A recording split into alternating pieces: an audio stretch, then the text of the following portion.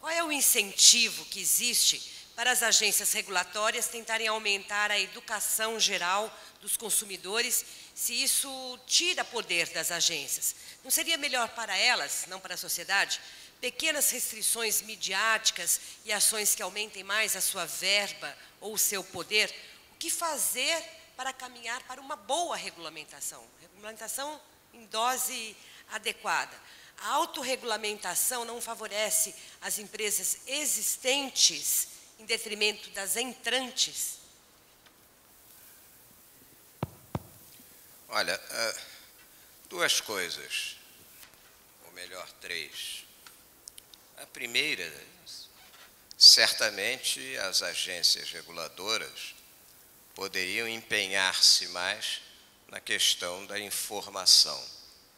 Agora, como forçá-las a fazer isso, eu realmente não sei. Mas será que é a vocação das agências fazer educação? Não, é que as agências, quem é que, a despeito de você ter uma representação, vamos dizer, da sociedade, a despeito de você ter, você ouvir as pessoas, as agências são órgãos burocráticos. Os seus componentes que vão aplicar a lei, não é, são funcionários públicos. Não que eu tenha nada contra funcionário público, está aqui um procurador do Estado, eu também fui. Não é?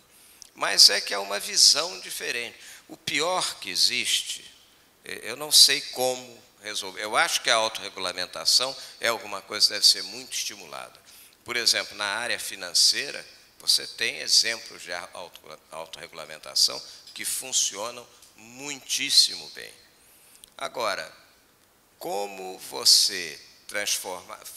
Você tem isso a cada caso, as pessoas têm que pressionar as agências reguladoras a agirem adequadamente.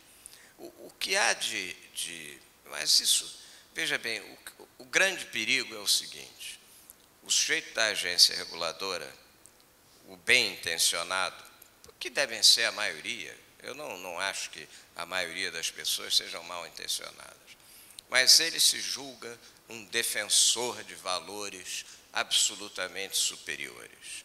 Ele está defendendo o povo, a saúde. E quando as empresas, os empresários se opõem a isso, os empresários, o sujeito quer é o lucro. É isso que ele está interessado.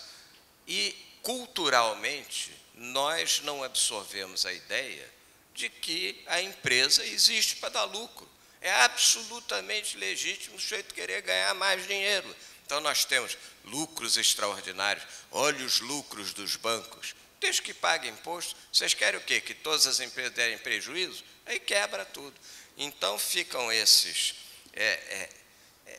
É muito complicado, porque isso é um processo cultural. Hoje alguém mencionava como a regulamentação se está excedendo nos Estados Unidos, que é um país que tem uma cultura da livre empresa, uma cultura da livre iniciativa, e nós não temos essa cultura, nós não temos. Então, eu acho que a gente vai ter que lutar em cada caso. Não há uma medida que diga assim, não, olha aqui, se você fizer isso assim, a partir de agora as agências vão ser equilibradas, vão se dedicar muito mais à informação do que à coação.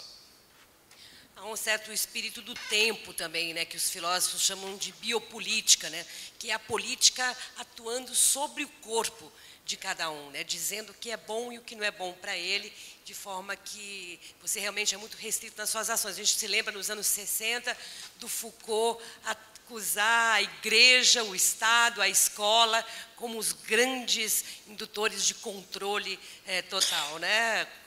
Algo que acusava, inclusive, a direita. Muita revolução, houve muita passeata na rua por causa desse protesto contra as instituições. E hoje não importa muito bem se a ideologia de esquerda ou de direita, mas a política entrou dentro do corpo das pessoas como se fosse uma nova alma, né?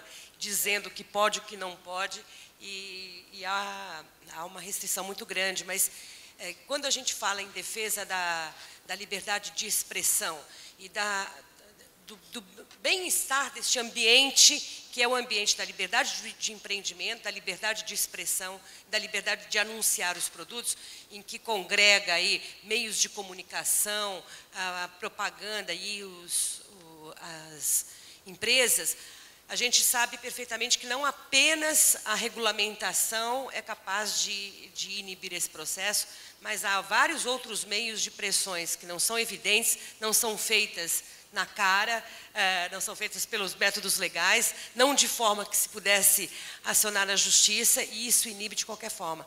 Então, eu quero saber se no Brasil a gente tem algum tipo de pressão que possa ser exercida por outros meios, quer dizer, pelo meio da fiscalização exagerada, das suspeitas com relação aos ataques de meio ambiente e tantas outras práticas que poderiam ser usadas para coibir empresas ou meios de comunicação de forma a se conseguir o que se quer, ou seja, um controle e uma limitação das liberdades.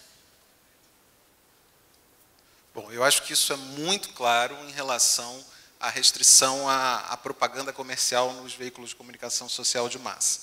Existem, tramitando no Congresso Nacional, cerca de 200 projetos de lei, todos eles voltados à proibição de propaganda comercial. E os fundamentos, em geral, giram em torno de um conceito fundamental: controlar o que o consumidor pode saber como forma de protegê-lo contra si mesmo.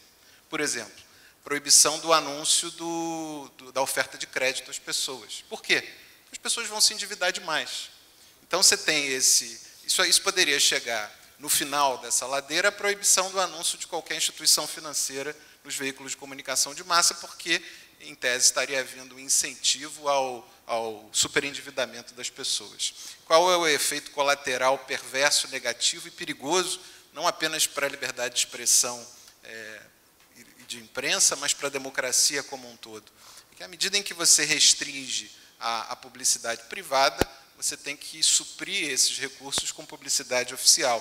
E, consequentemente, essa publicidade oficial vai direcionar, ou vai pretender direcionar a atuação dos veículos de comunicação para aquilo que entenda mais conveniente ao sabor das circunstâncias políticas do momento. Então, acho que isso é algo para o qual a sociedade brasileira deve estar muito atenta, porque por trás dessas propostas, muitas vezes, há intenções que não aquelas bem alegadas nas mensagens desses projetos de lei, mas intenções de controle.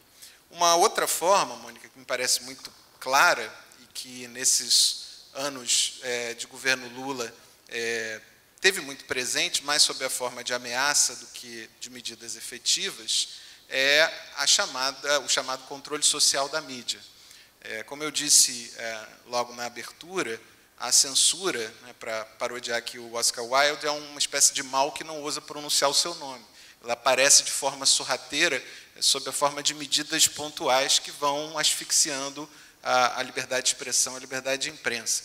Então, o controle social da mídia é uma expressão muito ambígua. Quer dizer, eu sou a favor de um controle social da mídia a partir do julgamento dos espectadores, dos ouvintes, dos leitores. Mas o controle social da mídia, que surja como um projeto de lei a partir de uma agência central que só pode ser o Estado, que visa controlar o conteúdo do que se reporta, do que se divulga, da produção artística, da produção cultural do país, é um caminho para a perdição, é um caminho para um Estado totalitário. Muitas vezes, o pior não é nem a medida já efetivada, o pior é a ameaça que parta do governo. Porque, a partir do momento em que eu coloco a espada de Damocles na cabeça dos veículos, eu tenho maior complacência, eu tenho maior subserviência, eu tenho um efeito silenciador em relação a assuntos que desagradem ao governo. Olha, já me deram a ordem aqui para o encerramento. 3h30, mas acho que é tão importante essa questão que eu preferiria a gente fazer uma passagem para você. Concordo com o Gustavo. Realmente essa questão da quantidade de projetos de lei em discussão hoje no Congresso é imensa. São projetos que estão em todas as fases, né? Tem projetos mais avançados, outros sendo apresentados agora. Para você ter uma ideia, esse ano temos 1 mês e 10 dias, mais ou menos, de atividade legislativa. Já foram apresentados 4 novos projetos de lei que, de alguma forma, restringem a liberdade de expressão comercial. E sempre com esses argumentos de que, ao você banir da mídia a publicidade de cerveja, você vai eliminar ou vai diminuir o risco de acidentes de automóveis. Quer dizer, então, a justificativa, inclusive, do deputado que apresentou o projeto, fala que ele leu um editorial, no editorial falando do aumento dos casos de acidentes de carro e que na mesma página do editorial tinha um anúncio de cerveja e um anúncio de carro. Falei, bom, então suspende o anúncio de carro também.